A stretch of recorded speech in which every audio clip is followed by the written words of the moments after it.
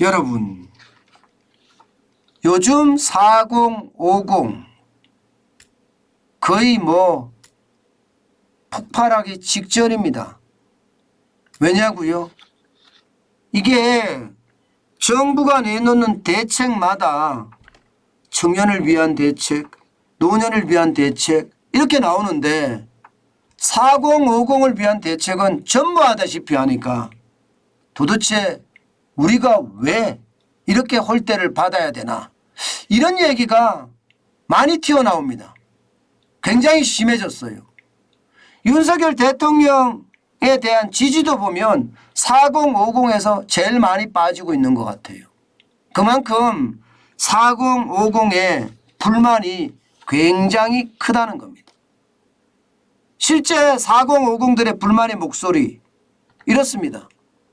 위로는 어르신들 봉양하고 아래로는 자식들 뒷바라지하며 세금 꼬박꼬박 냈더니 정작 받은 혜택은 없다. 아예 이렇게 단정지어서 이야기합니다.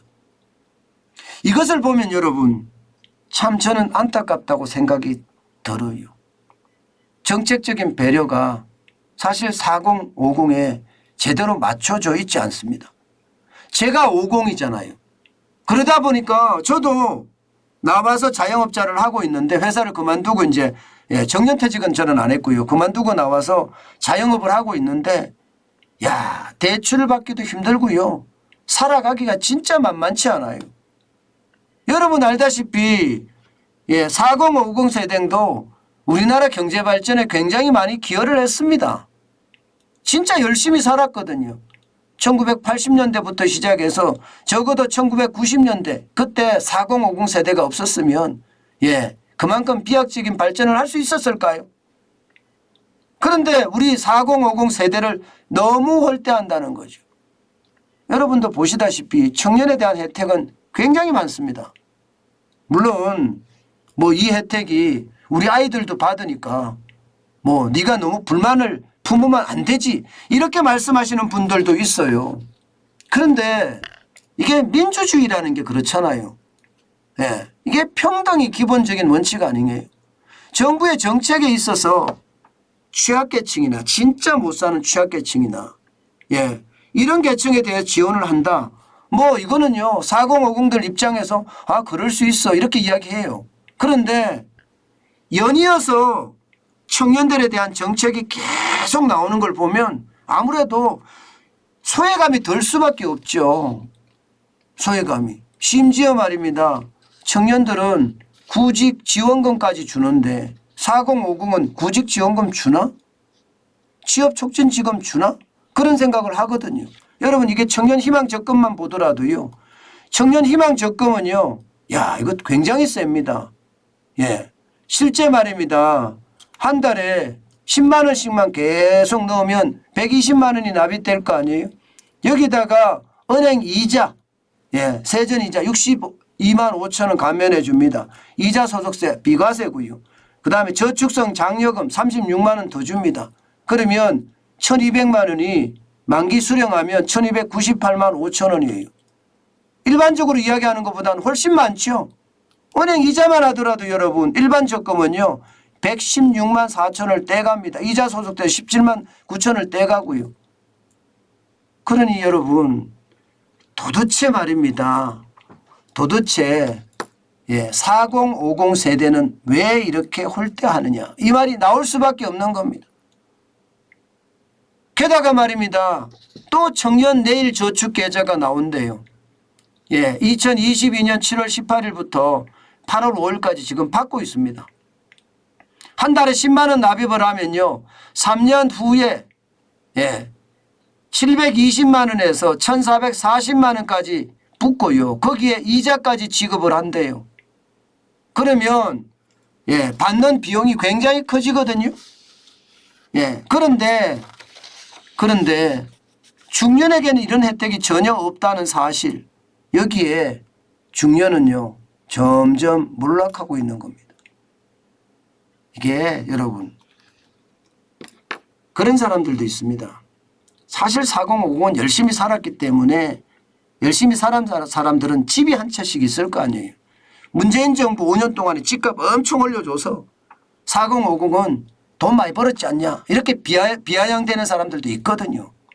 사실이 그렇고요. 그때 열심히 살아서 집 산 사람들은 지금 부자 된 거 사실이거든요. 예, 그런 상황을 고려해 본다면 여러분, 예, 뭐 4050이 그렇게 불만 내면 안 돼 이렇게 이야기할 수도 있어요. 그런데 여러분 이거 한번 보세요.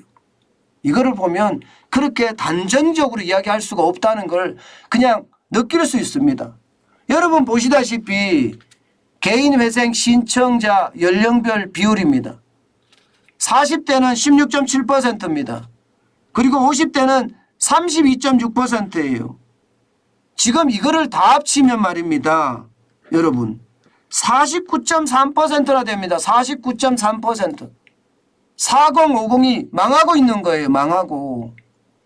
60대 이상이 많다고 하지만 43.9%고요. 60대 이상도 안타깝죠.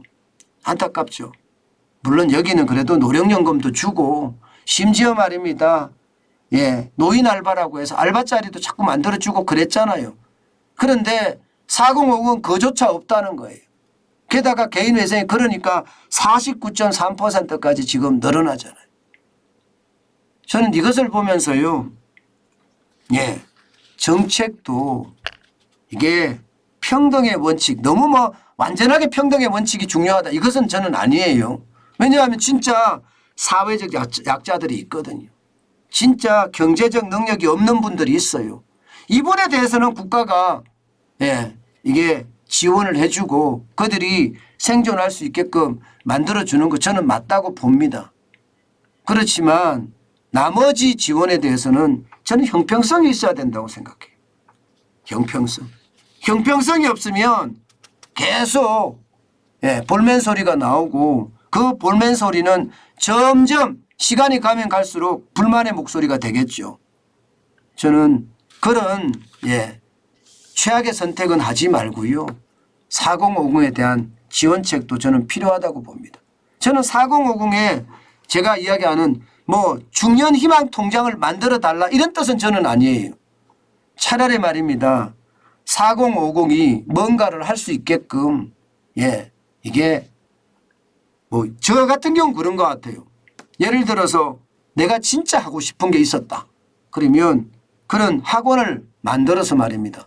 지금 서울기능대학이라는 것도 있잖아요. 예, 서울기능대학만 있는 게 아니죠. 기능대학이라는 것도 있기는 있습니다. 예, 그렇지만 이게 전문적 기술을 다시 먹고 살 수 있게끔 예, 가르쳐주는 취업 뭐 교육이라고 해야 되나요? 그것도 단순하게 그냥 허투루 지나가는 것이 아니라 기술을 가르쳐주는 빵 굽는 기술을 가르쳐주든지 국밥을 만드는 기술을 가르쳐주든지 예, 뭔가 사업을 할 수 있는 기술을 가르쳐 주가면서 말입니다.